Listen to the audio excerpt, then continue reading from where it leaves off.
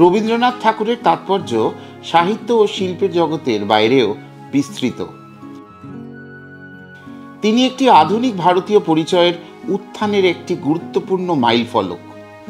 ভানু সিংহের জন্মের 150 বছর উদযাপন এবং নোবেল বিজয়ী বাঙালি কবি রবীন্দ্রনাথ ঠাকুরের জীবনের ওপর ভিত্তি করে একটি কাল্পনিক গল্প, যা তার কৈশোর জীবনের 2 বছরের ওপর কেন্দ্রীভূত। আমি ভবিষ্যতে সাহিত্য সাধনা করতে চাই। এই সময় রবি তাকে স্নেহের কথা বলা হতো।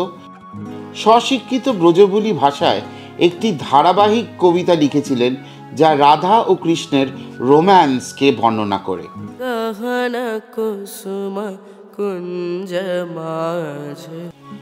ভারতীয় কবিতার একটি ঐতিহ্যবাহী বিষয়, প্রধানত 15 শতাব্দীর বৈষ্ণব কবি ভানু ছদ্মনামে। ছবিটি অপার সম্ভাবনার সঙ্গে তরুণ রবীন্দ্রনাথের মন ও কাজকে দেখে এবং তার আত্মকে খুঁজে পাওয়ার যাত্রার সন্ধান করে। আমার মনে যেন এক ভালোবাসার জোয়ার এসেছে। ফিল্মটি ঠাকুরের একটি আকর্ষণীয় প্রতিকৃতি আঁকতে আকাঙ্ক্ষা করে যখন তিনি 15 বছর বয়সী ছিলেন।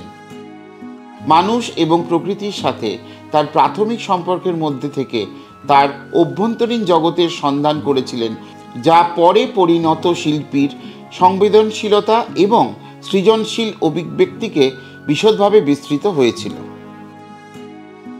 এই ছবিতে মুখ্য চরিত্রে অভিনয় করেছেন অঙ্কিত মজুমদার, অনুষ্কা চক্রবর্তী, কুলদীপ হালদার, প্রবীর দাস, পৃথ্বীরাজ চৌধুরী, সুভাষিস বিশ্বাস, ত্রিহান সাহা সহ অন্যান্যরা। এই ছবিতে সঙ্গীত পরিচালনা করেছেন জয় সরকার এবং পরিচালক অয়নাংশ বন্দ্যোপাধ্যায়।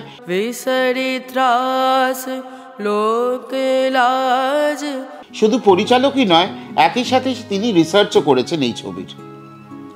সম্প্রতি 30তম আন্তর্জাতিক কলকাতা ফিল্ম ফেস্টিভ্যালে প্যানোরামা সেকশনে এই ভানু ছবিটি দেখানো হয়েছে, যা দর্শকদের কাছে ভীষণ প্রশংসা পেয়েছে।